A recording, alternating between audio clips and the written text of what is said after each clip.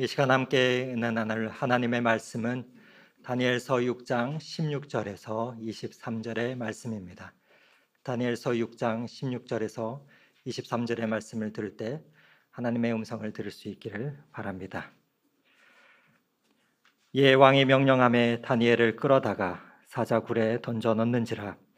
왕이 다니엘에게 이르되 내가 항상 섬기는 너의 하나님이 너를 구원하시리라 하니라. 이에 돌을 굴려다가 굴 어귀를 막음에 왕이 그의 도장과 귀족들의 도장으로 봉하였으니 이는 다니엘에 대한 조치를 고치지 못하게 하려 함이었더라. 왕이 궁에 돌아가서는 밤이 새도록 금식하고 그 앞에 오락을 그치고 잠자기를 마다하니라. 이튿날에 왕이 새벽에 일어나 급히 사자굴로 가서 다니엘이 든 굴에 가까이 이르러 슬피 소리질러 다니엘에게 묻되 살아계시는 하나님의 종 다니엘아, 내가 항상 섬기는 내 하나님이 사자들에게서 능히 너를 구원하셨느냐 하니라. 다니엘이 왕에게 아뢰되 왕이여 원하건대 왕은 만수무강하옵소서. 나의 하나님이 이미 그의 천사를 보내어 사자들의 입을 봉하셨으므로 사자들이 나를 상해하지 못하여 싸우니 이는 나의 무죄함이 그 앞에 명백하이오며 또 왕이여 나는 왕에게도 해를 끼치지 아니하였나이다 하니라. 왕이 심히 기뻐서 명하여 다니엘을 굴에서 올리라 하매 그들이 다니엘을 굴에서 올린즉 그의 몸이 조금도 상하지 아니하였으니 이는 그가 자기의 하나님을 믿음이었더라. 아멘.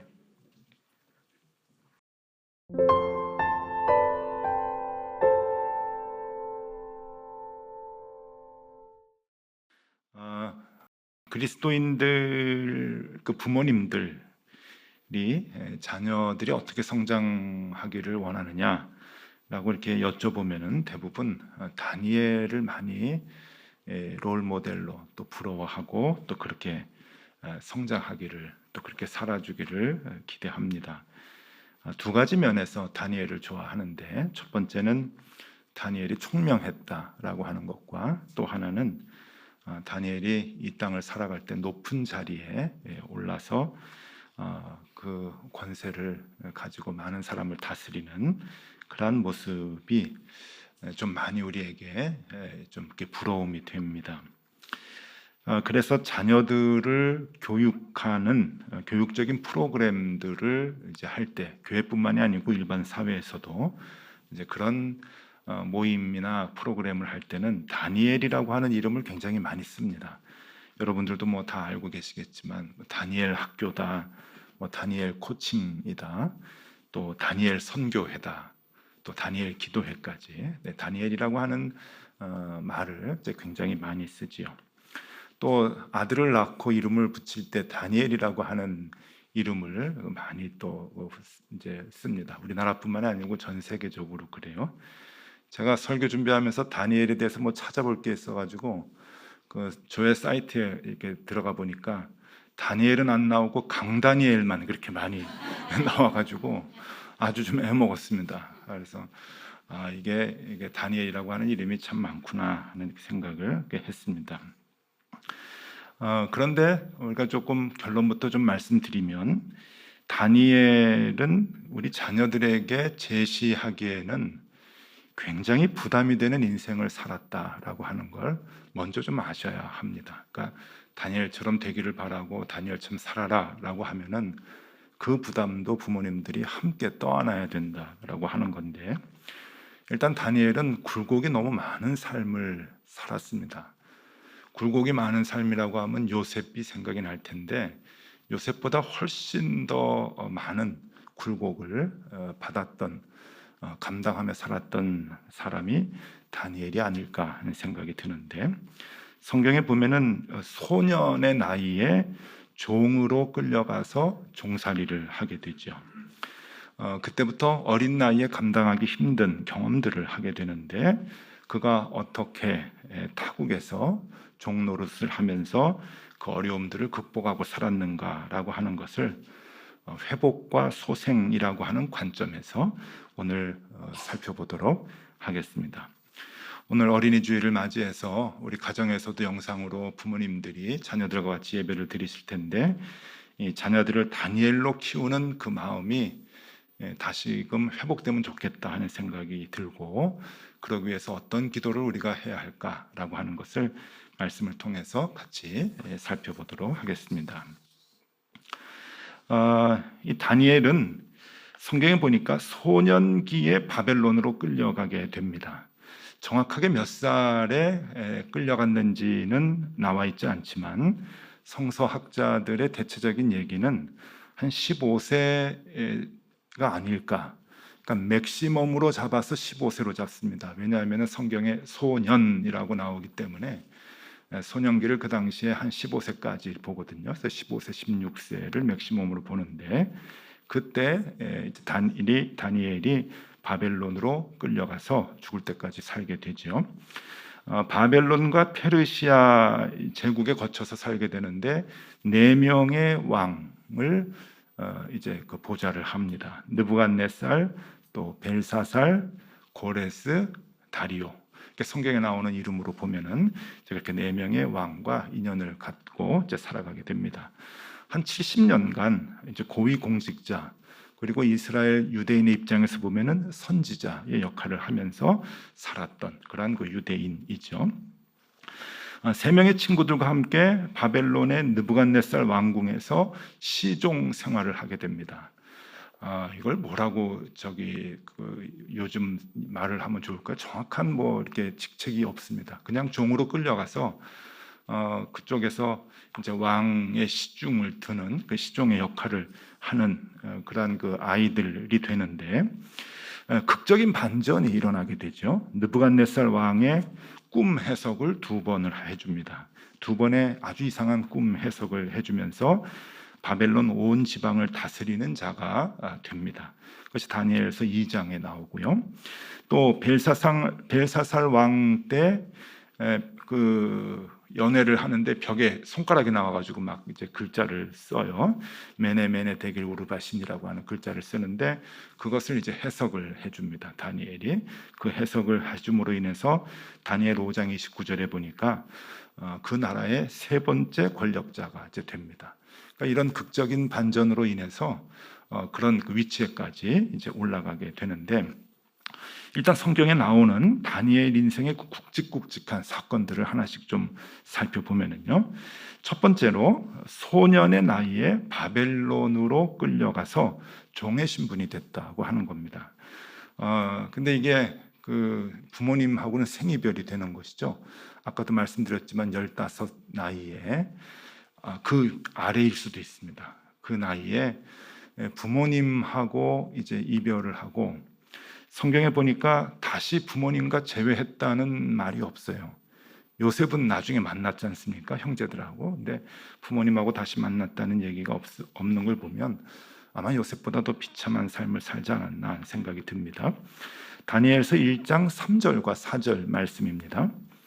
왕이 환관장 아스브나스에게 말하여 이스라엘 자손 중에서 왕족과 귀족 몇 사람, 곧 흠없고 용모가 아름다우며 모든 지혜를 통찰하며 지식에 통달하며 학문에 익숙하여 왕궁에 설 만한 소년을 데려오게 하였고, 이게 잡아오라 그런 거죠. 그들에게 갈대아 사람의 학문과, 바벨론입니다. 바벨론의 학문과 언어를 가르치게 하였다. 그러니까 이제 여기 왕이 느부갓네살 왕이에요. 왕이 이스라엘 땅을 점령을 한 거죠. 점령을 하고 나서 자기 신하에게 이제 명령하기를 똘똘한 소년들을 잡아와라. 잘 키워가지고 쓰겠다라고 하는 거예요. 그러니까 볼모로 이제 잡아가는 건데, 왕족과 귀족 가정에서의 아이들을 잡아온 겁니다. 그러니까 다니엘은 이스라엘에 있을 때 왕족인지 귀족인지 속해 있었던 거죠. 그러니까 가문이 보통 가문이 아니라 꽤 괜찮은 가문이었고, 또 똘똘한 애들 있잖아요. 띨띨한 애들이 아니고 똘똘한 애들 중에 이제 잡혀가지고 갔기 때문에 무슨 생각을 하실 수 있냐면은, 다니엘은 가만히 놔두면 유대 땅에서 꽤 괜찮은 역할을 할 수 있었던 신분이고 그런 출신이었다고 하는 거죠. 근데 그렇게 편안한 삶을 유복하게 살다가 어느 날 갑자기 노예가 되는 겁니다. 잡혀가지고 끌려가고 부모님하고 헤어지고 만나지 못하고 이제 그런 삶을 살게 되는 건데, 우리는 그 내면적인 부분은 잘 보지 못하고 아유 이제 가가지고 왕의 먹을 것을 먹고 막 이렇게 대우를 받고 살았다는 것만 생각하는데 하루하루가 쉽지 않았다 하는 것을 우리는 알 수 있어야 합니다. 다니엘서에 보면은 다니엘이 하루 3번 예루살렘을 향해서 창문을 열고 기도했잖아요. 결국 그것 때문에 이제 사자굴에 던져지게 되는데, 왜 창문을 열고 예루살렘을 향해서 기도를 했을까? 그건 꼭 신앙의 마음만은 아니었을 거라 생각이 들어요. 부모님에 대한 마음, 보고 싶은 마음, 고향에 대한 생각, 그게 다 함축적으로 같이 있었을 것이라 생각이 들죠. 그래서 그 예루살렘 땅을 향해서 창문을 열고 자기가 거기에서 기도를 하는 그러한 삶을 평생 놓치지 않았을 것이다 하는 생각을 해봅니다. 그가 잡혀갔던 바벨론에서 예루살렘까지는 1500km입니다. 1500km라고 하면은 이 사막길이에요. 사막길. 1500km라고 하면은 하루에 10km씩 걸었을 때 5개월이 걸리는 시간입니다. 그 거리입니다. 사막을 하루에 10km 걷기가 쉽지가 않겠죠. 그러니까 못 간다는 얘기거든요. 그러니까 포로로 잡혀갔다가 70년이 지나고 나서 귀환을 할 때까지 이스라엘의 포로들이 못 돌아온 걸 보면은 왔다 갔다 하기가 쉽지 않은, 도망쳐도 가기가 쉽지 않은 그러한 그 거리인데, 이 바벨론 땅에서 소년 이 다니엘이 예루살렘을 향해서 부모님을 생각하는 것, 정말 하루하루가 힘들었을 것이다 하는 생각입니다. 두 번째, 친구들이 풀무불에 던져지게 되죠. 그러니까 화형을 당하게 되는 겁니다.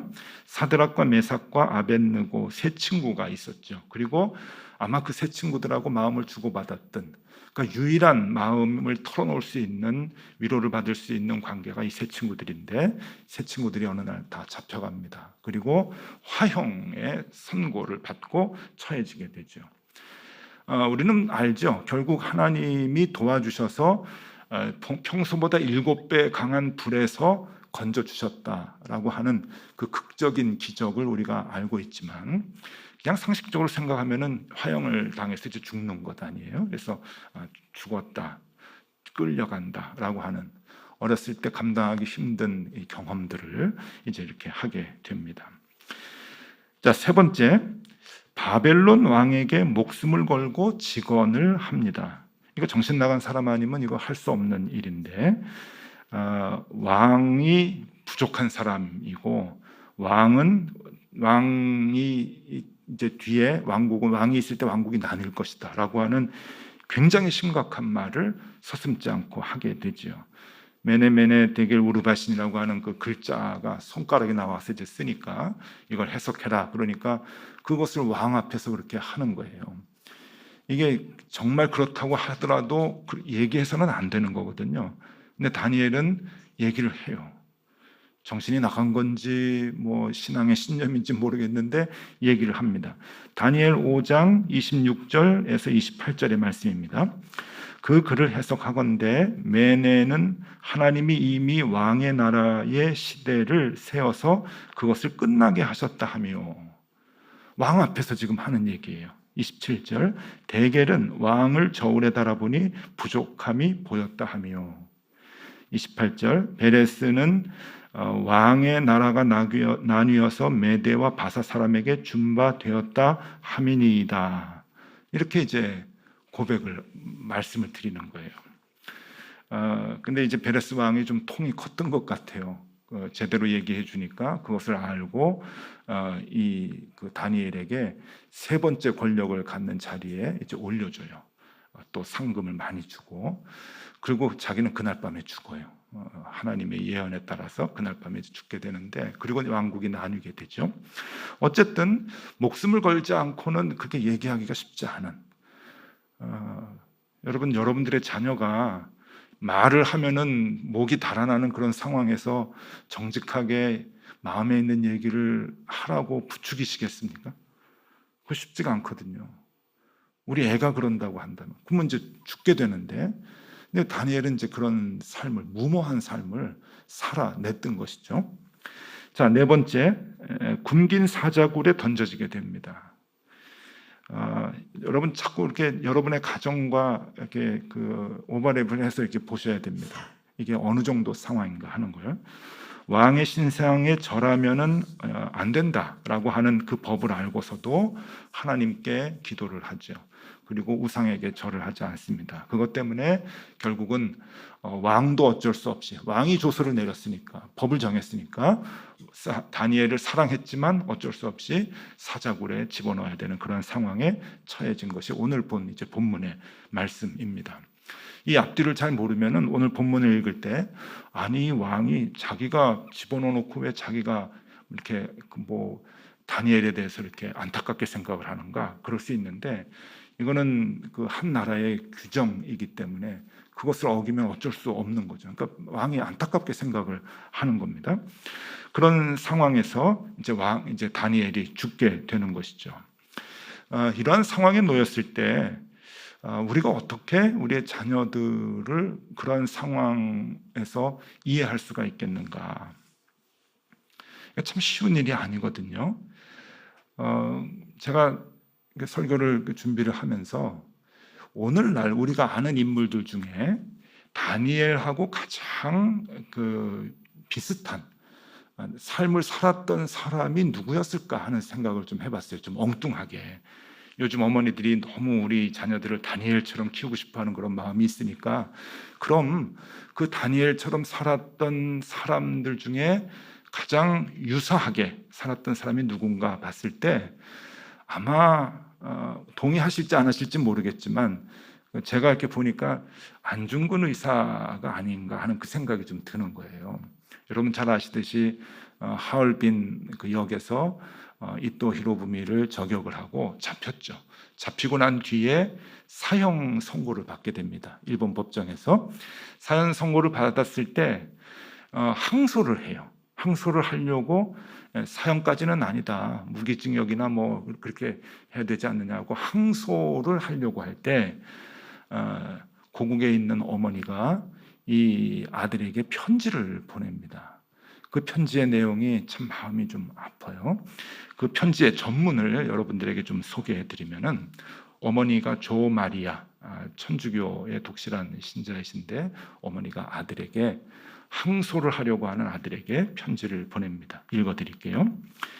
내가 만약 늙은 어미보다 먼저 죽은 것을 불효라 생각한다면 이 어미는 웃음거리가 될 것이다. 너의 죽음은 너 한 사람 것이 아니라 조선인 전체의 공분을 짊어지고 있는 것이다. 내가 항소를 한다면 그것은 일제의 목숨을 구걸하는 짓이다.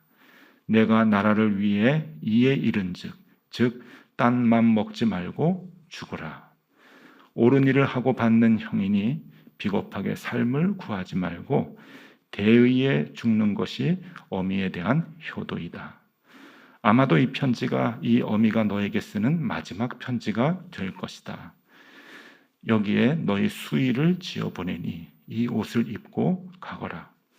어미는 현세에서 너와 재회하기를 기대치 않으니 다음 세상에는 반드시 선량한 천부의 아들이 되어 이 세상에 나오너라. 이게 이제 어머니의 편지입니다. 수의를 지어서 줄 테니까 이거 입고 죽어라. 장렬하게 죽어라. 목숨 구걸하지 말아라. 항소하지 말아라. 1심에서 사형이 판결이 됐으니 그걸 따라라. 하실 수 있겠습니까? 이거 쉬운 일 아닙니다. 이렇게 안중근 의사의 어머니 같은 마음을 우리가 가질 수 있는가? 적어도 우리가 다니엘처럼 우리의 자녀들이 자라기를 바란다면 우리 부모도 적어도 이런 각오 정도는 같이 할 수 있어야 합니다. 그래야 다니엘도 뭐 똑같은 삶을 살았잖아요.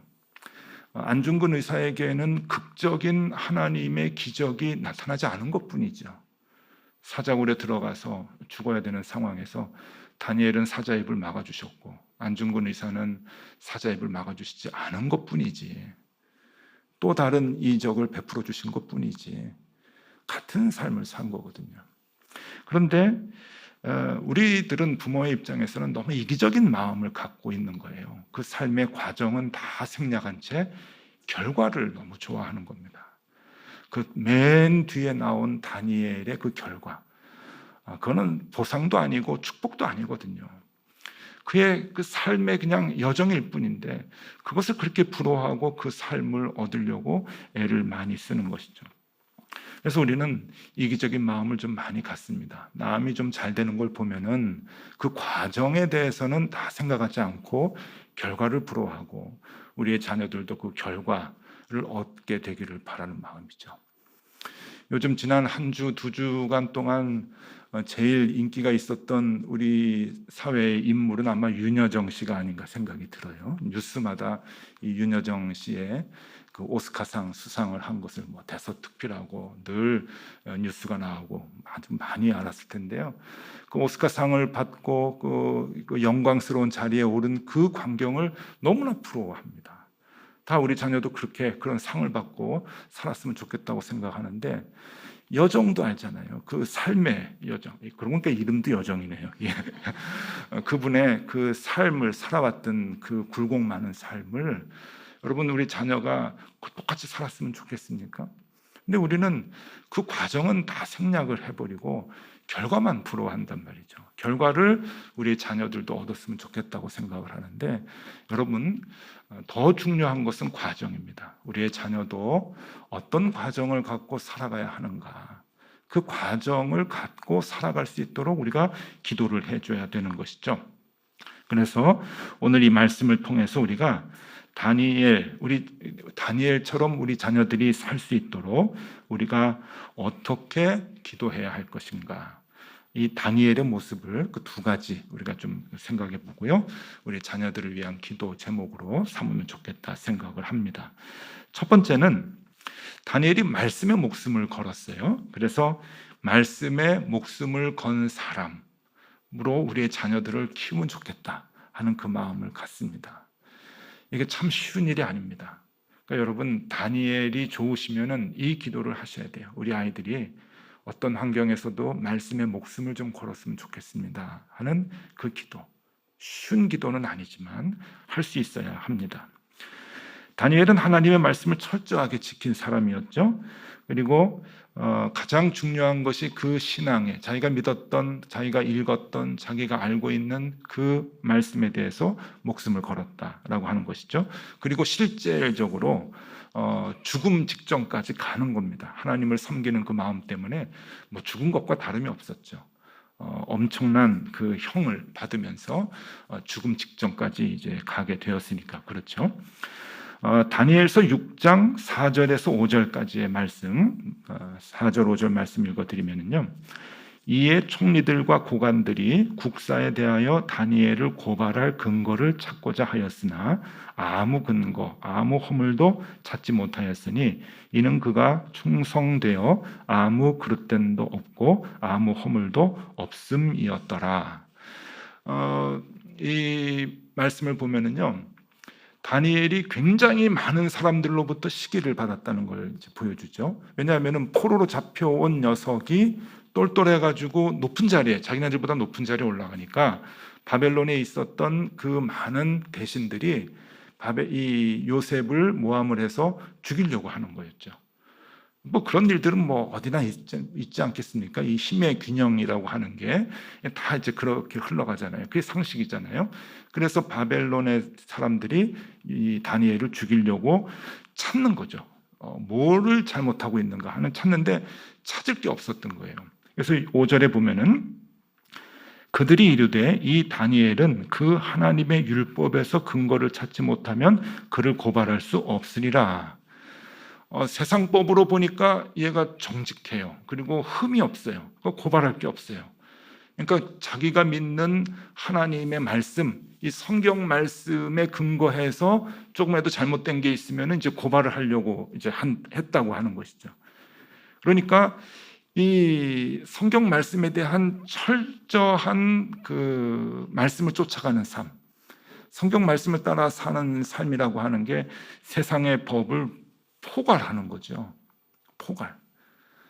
근데 우리 오늘날의 우리 예수 믿는 사람들은 이 세상의 법과 이 하나님의 법을 자꾸 분리를 시키고 더 축소시키니까 이제 그게 문제잖아요. 하나님의 법을 따르면은 세상 법을 다 어기는 것 같이 이렇게 얘기를 하고 그렇게 가르치고 그러는데 아닙니다.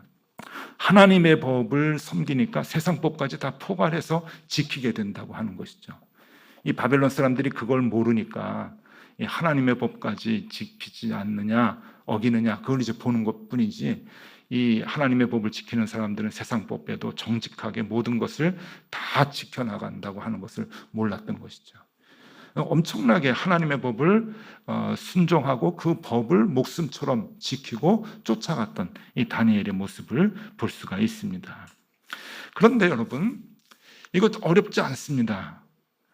하나님의 법을 따르는 것은 우리가 구원의 의미를 깨닫게 되면 자동으로 쫓아오는 거예요. 어떻게 우리가 하나님의 법을 잘 지킬 수 있을까? 네, 구원의 의미를 깨달으면 깨달은 것만큼 하나님의 법을 따르는 것은 쉽습니다. 거꾸로 얘기하면은 구원의 의미를 모르니까 어려운 거예요. 구원의 의미를 모르는 채 하나님의 법을 몸으로 지키려고 하니까, 억지로 지키려고 하니까 그게 힘든 것이지, 다니엘은 그 은혜를 알았던 것이죠. 그러니까 어렵지 않았어요. 그것을 따르는 것이 힘들지 않았던 것이죠. 여러분, 요거 하나만 여러분이 아셔도 말씀대로 살아가는 게 어렵지 않습니다. 무엇인가? 하나님이 우리를 심판하신다. 요거 하나만 알아도 우리는 함부로 행동할 수 없어요. 우리 이제 곧 죽게 되는데 하나님이 우리를 심판하신다. 우리가 이 땅에서 살았던 삶의 모습을 갖고 하나님이 심판하신다 하는 것만 굳게 믿어도, 알아도 함부로 생활할 수 없다고 하는 것이죠. 이게 안 되니까, 그 믿음이 없으니까 함부로 사는 거예요. 남들이 보지 않을 때 엉망으로 사는 것이죠. 믿음이 있다고 하면서도 믿음이 없는 것처럼 사는 것이죠. 그거는 아무리 목사라고 해도 관계없습니다. 하나님의 심판을 우리가 인식하지 못하고 믿지 못한다고 한다면 이 땅에서의 삶이 엉망이 될 수밖에 없는 거예요. 다니엘 이름 뜻이 뭔지 아십니까? 하나님이 심판하신다 하는 뜻이에요. 하나님은 심판자이시다라고 하는 그 이름을 그는 갖고 있었어요. 부모님이 지어주셨겠죠. 그러니까 그 이름의 뜻을 갖고 하나님이 늘 나를 심판하신다 하는 것을 의식하고 살았던 이 다니엘은 하나님의 말씀뿐만 아니라 그 말씀이 포괄하고 있는 세상적인 삶의 모습까지도 반듯하게, 정직하게, 의롭게 살아갈 수 있었던 것이겠죠. 믿음입니다.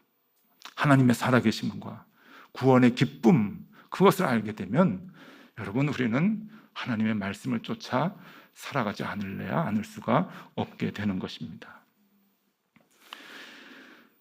그러니까 부모님들이 그것을 모르고 이 땅에 소망을 두고 살아가거나 하나님의 심판을 믿지 못하고 엉망으로 살아가면 자녀들도 그렇게 돼요. 자녀들 탓할 게 못 됩니다. 자녀들의 믿음은 부모님을 쫓아가는 거거든요. 그러니까 부모님이 먼저 그 믿음을 갖고 하나님의 심판의 그 앞에 우리가 살아간다고 하는 그 믿음을 갖고 살아간다면은 자녀들도 그것을 의식하고 살아가게 되는 거죠. 자, 이렇게 그 말씀에 목숨을 거는 삶을 다니엘이 살았다라고 하는 것이고요. 우리가 자녀들을 위해서 기도할 때 그 기도를 드릴 수 있으면 좋겠습니다. 부모님들이 말씀에 목숨을 걸어야 가능한 기도가 되겠죠. 오늘 부모님들이 도전을 좀 받으시면 좋겠습니다. 우리 아이들은 다 컸어요. 손주도 있어요. 관계없습니다. 손주가 있고 가정을 이룬 자녀라 할지라도 그 마음을 가지고 기도해 주셔야 됩니다. 자, 두 번째 한 가지 더 말씀드리면요, 다니엘은 어떤 삶을 살았는가 하면은 원수까지도 포용하는 삶을 살았어요. 이거 참 쉽지가 않은데, 그렇게 자기를 죽이려고 했던 사람들, 정말 자기를 못 살게 굴고 끌어내리려고 했던 사람들, 자기가 왕에게 총애를 받아서 높은 자리에 올라갔는데 자꾸 끌어내리려고 하는 주변의 사람들. 그런데 대반전의 기회가 왔어요. 왕이 그 대신들을 다 죽이려고 하는 상황에 이제 부닥치게 되었는데 다니엘이 그것을 살려줍니다. 다니엘서 2장 24절 말씀입니다. 이에 다니엘은 왕이 바벨론 지혜자들을 죽이라 명령한 아리옥에게로 가서 그에게 이같이 이르되 바벨론 지혜자들을 죽이지 말고 나를 왕의 앞으로 인도하라. 그리하면 내가 그 해석을 왕께 알려드리리라 하니.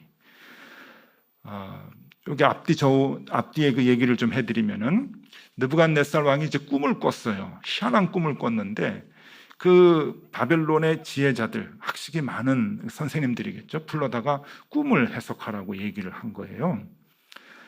근데 이해가 안 가는 게 내가 무슨 꿈을 꿨는지 얘기하고 해석하라고 하는 거예요. 적어도 자기가 꾼 꿈은 얘기하고 해석을 해봐라 그래야 되는데 내가 무슨 꿈을 꿨는지 얘기해봐라. 그리고 해석해라. 그러니까 이 지혜자들이 성경에 보니까 2번씩이나 왕이 말씀하시면 하겠습니다. 그런 얘기를 해요. 그러니까 왕이 그게 아니다. 니들이 알아맞혀라. 그러니까 또 세상에 그런 법은 없습니다. 왕이 말씀하시면 우리가 알아맞히겠습니다. 그랬더니 화가 나가지고 니들이 무슨 꿈을 맞히겠냐고 다 죽이라 그런 거예요.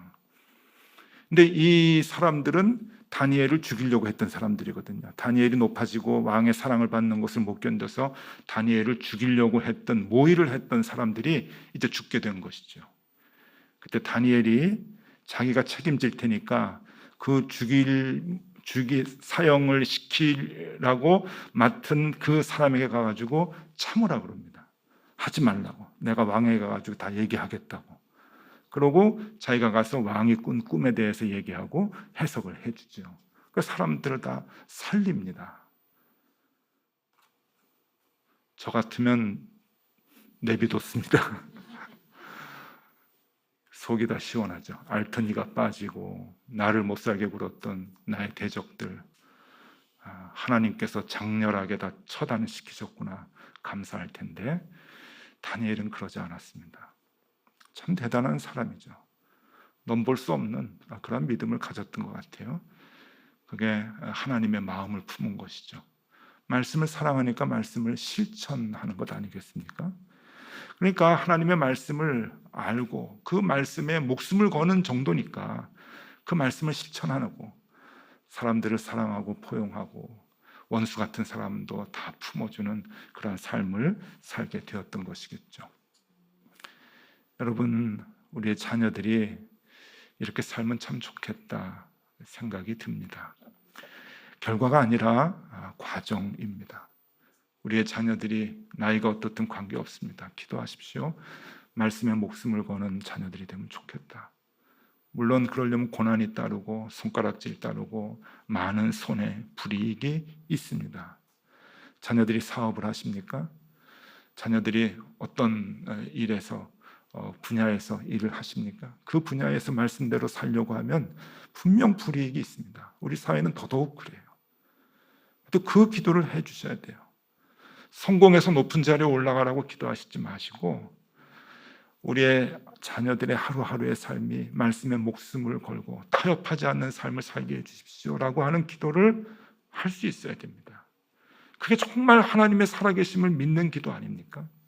그리고 우리의 자녀들이 어떤 경우에도 자기를 죽이려고 하는 사람들까지도 사랑하고 포용하는 사람이 되면 좋겠습니다라고 하는 정말 힘든 기도를 우리가 자녀들을 위해서 할 수 있어야 할 것입니다.